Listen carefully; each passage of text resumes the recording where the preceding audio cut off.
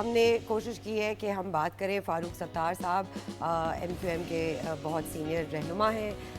تو السلام علیکم فاروق صاحب, کیسے ہیں آپ؟ جی وعلیکم السلام. بس جیسے آپ سب ہیں, جیسے پورا ملک ہے, جیسے نہیں مطلب اچھے ہیں یا برے, مطلب یہ تو آپ نے ایسی بات کی کہ میں تو کہہ رہا ہوں میں اچھا نہیں ہوں, تو کیا آپ بھی اچھے نہیں ہیں؟ نہیں ایسا نہیں ہو سکتا. اچھا فاروق بھائی, بیفور ویسٹنگ اینی ٹائم, نئی ترمیم کب پاس ہوگی اور ایم کیو ایم کا اس میں کیا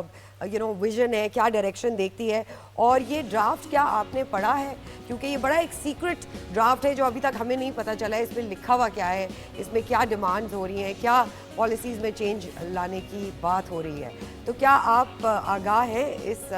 ڈرافٹ سے؟ ہمیں سنڈے کی صبح یعنی پورا ایک ہفتہ ہم لوگ سب اسلام آباد میں مقیم تھے, اور یہ بالکل اندازہ تھا کہ یہ اجلاس ایک آئینی ترمیم کے لیے بلایا گیا, اور ظاہر ہے کہ میڈیا میں یا کہیں نہ کہیں سے یہ بات آ گئی تھی کہ بھائی یہ عدالتی نظام کو بہتر بنانے کے لیے, اور جو عدلیہ کی اصلاحات ہیں جو سال سے پینڈنگ میں ہیں, یہ اس کے لیے جو ہے یہ آئینی ترمیمی بل لایا جا رہا ہے. اور اس کی جو بنیادی مندرجات یا کانٹینٹ ہے نا, اس سے تو میں سمجھتا ہوں کہ مولانا فضل الرحمان صاحب کو بھی اختلاف نہیں تھا. اور یہاں تک کہ میں نے پی ٹی آئی کے چیئرمین گوہر علی خان کو دیکھا کہ جب ان کے سامنے بھی بہت ساری ڈسکشن ہوئی بغیر ڈرافٹ شیئر کیے ہوئے, تو انہوں نے بھی جو ہے وہ اس پر کوئی ایسا اختلاف اور اعتراض نہیں کیا تھا. گویا کہ کیونکہ 2006 میں چارٹر آف ڈیموکریسی میں جب تمام سیاسی جماعتوں نے پی ایم ایل این اور پیپلز پارٹی کے اس سی او ڈی کے ڈرافٹ سے ایگری کیا تھا کہ بھائی عدلیہ میں اصلاحات اس حد تک ہونی چاہیے, اور چارٹر آف ڈیموکریسی میں آپ کا بائیکاٹ کیا گیا تھا, یہ بھی یاد ہے ہمیں. ہاں یہ بالکل صحیح کہا آپ نے, لیکن اس کے باوجود ہمارا بائیکاٹ کیا گیا, تو اس کے باوجود بھی ہم اس کے بنیادی جو اصول ہیں اس سے ہم بھی متفق ہیں پوری طرح کہ بھائی ایک وفاقی آئینی عدالت بننی چاہیے, تاکہ جو عدالتوں پر ہزاروں لاکھوں مقدمات کا بوجھ ہے وہ ختم کیا جا سکے. اور وفاقی آئینی عدالت جو میڈیا کے لیئر میں ہوتی ہے کہ جس میں کئی دن لگتے ہیں کسی ایک آئینی ترمیم کو نمٹانے میں, آرٹیکل 184(3) کے تحت پرو بونو پٹیشنز ہوتی ہیں یا سو موٹو نوٹس دیتے ہیں جو ہے وہ چیف جسٹس صاحبان یا جو عدلیہ کے ججز ہیں, تو ان کو نمٹانا آسان ہو جائے. اچھا 2-3 چیزیں فاروق بھائی, اب آپ ڈرافٹ تھوڑا بہت تو آپ کو پتہ چل گیا ہوگا, یہ ہائی کورٹ کے ججز کے بارے میں جو کہا جا رہا ہے کہ وہ اختیار پھر حکومت کا ہوگا, اور پھر دوسری چیز یہ کہ مدت ملازمت سے متعلق چیف جسٹس کی, تو آج کل چیئرمین پیپلز پارٹی نے تو یہ کہہ دیا ہے کہ جسٹس جو اگلے چیف جسٹس ہیں منصور علی شاہ وہی چیف جسٹس ہوں گے, تو اس میں کوئی ابہام نہیں ہونا چاہیے. ایم کیو ایم کا کیا موقف ہے؟ میرے خیال میں دیکھیں یہ تو پروپوز نہیں ہوا ڈرافٹ میں کہ جو سینئر چیف جسٹس ہے, جو سینئر جج ہے وہ چیف جسٹس نہیں ہوگا. جب اس کی باری آئے گی تو وہی ہوگا. اس میں کوئی چینج نہیں ہے کہ 4 سینئر ججوں میں سے حکومت کو اختیار دیا جائے اور اپوزیشن کو کہ مشترکہ طور پر ان 4 میں سے کسی ایک کو منتخب کرے. ایسا نہیں ہے, ایسا بالکل نہیں ہے. تو اس لیے میں سمجھتا ہوں کہ یہ بات اپنی جگہ صحیح ہے, لیکن جب علیحدہ سے ایک وفاقی آئینی عدالت بن جائے گی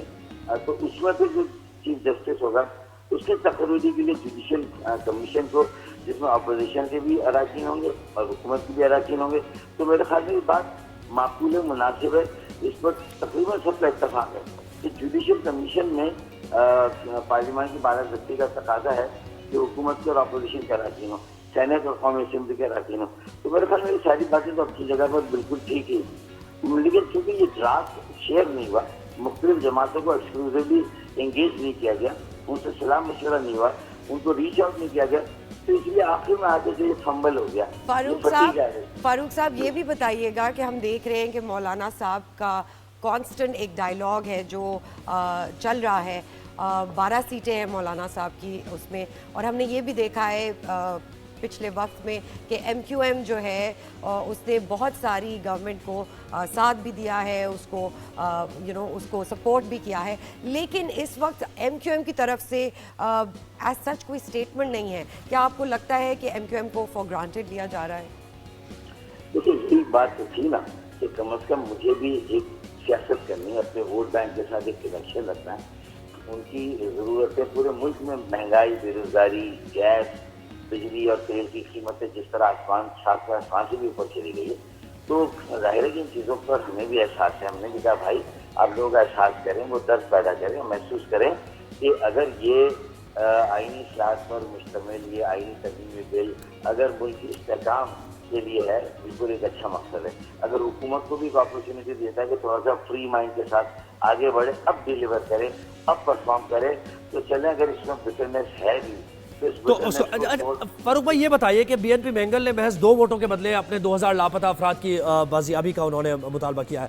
ایم کیو ایم کا دیرینہ مطالبات ہیں یہ, ایک تو بلدیات سے متعلق بھی پوچھیں گے, اور یہ جو لاپتہ افراد کی بازیابی ہے, تو اس موقع کو غنیمت جانتے ہوئے ایم کیو ایم نے اس مطالبے کو کیوں نہیں سامنے رکھا ہے؟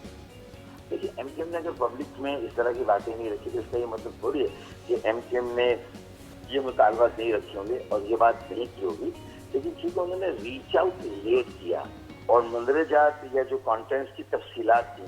وہ دیر سے شیئر کی, تو اس لیے یہ ساری کھپ پڑ گئی. لیکن فاروق بھائی دیکھیں, آپ نے کہا نا کہ ہمیں سیاست تو کرنی ہے, بہرحال ہمیں اپنے ووٹ بینک کو جواب دے ہونا ہے, تو یہ باتیں سامنے نہیں آئیں گی تو آپ کے لیے نقصان دہ بات نہیں ہے یہ, کیونکہ دیکھیں نا یہ معاملہ تو جی دیکھیں ہمارے ووٹ بینک کا یہ تو ہم پہ اتنا اعتماد تو ہے کہ جو ہمارے کم از کم جو ابھی نئے جو 8-10 سالوں سے جو لاپتہ افراد ہیں, کم از کم 150 افراد کے قریب ابھی بھی لاپتہ ہیں. میرے کارکنان ہیں, میرے ساتھی ہیں, اور ان کی جب بہنیں بیٹیاں جب آتی ہیں وہاں پر, مائیں ان کی جب آتی ہیں, تو اس سے پہلے ہم نے ان کا آمنا سامنا پی ایم اے رین کے لوگوں سے کرایا ہے, اور وہ بھی ان کی آنکھوں میں بھی آنسو تھے, اس کے علاوہ کچھ بھی نہیں تھا. وہاں پر جس طرح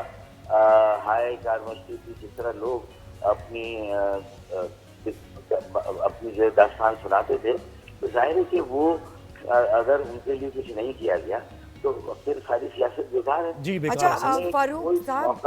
یہ بھی بتائیے گا کہ ہم نے ہمیشہ دیکھا ہے کہ ایم کیو ایم نے بلدیاتی ترمیم کی ہمیشہ بات کی ہے, تو اس بار یہ بات کیوں نہیں کر رہا ایم کیو ایم؟ نہیں, میرے خیال میں اس بار تو سب سے زیادہ جو اسپیشل کمیٹی کے اجلاس ہوئے, ڈرافٹ نہیں شیئر ہوا, لیکن ایم کیو ایم نے اپنا ڈرافٹ نہ رکھا اور تمام جماعتوں کو بھی اس کی کاپی دی, اور اس کا مسودہ کم از کم کچا پرچہ نہیں تھا, وہ پکا پرچہ تھا جو ہم نے دیا. اور اس کو میں اس بات کو مانتا ہوں کہ اعظم نذیر طارق صاحب نے جو وفاقی وزیر برائے قانون ہیں, انہوں نے اس کو 4-5 مرتبہ اس کا ذکر کیا اور تمام جماعتوں سے کہا کہ اس پر بھی ہمیں غور کرنا چاہیے, اور یہ بھی ایک بنیادی اصلاحات. اچھا دیکھیں, پکا پرچہ تو آپ نے دیا, لیکن حکومت نے ابھی یہ پکا کام کچھ نہیں کیا,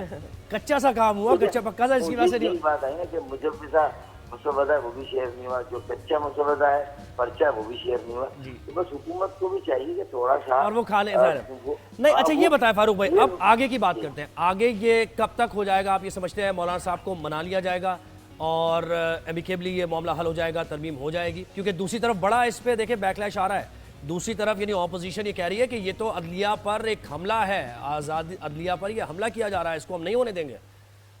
میرے خیال میں حکومت اگر یہ بات کہے بھی تو جو بار ایسوسیشن یا بار کاؤنسل ہیں, میرے خیال میں ان کی طرف سے بھی اچھی خاصی رضامندی ہے اس طرح کے آئینی ترمیم کے لیے, جس میں عدلیہ کے نظام کو بہتر بنایا جائے, انصاف کو لوگوں کی دہلیز تک پہنچانے کے لیے اور اس کو سستا کرنے کے لیے, اس کو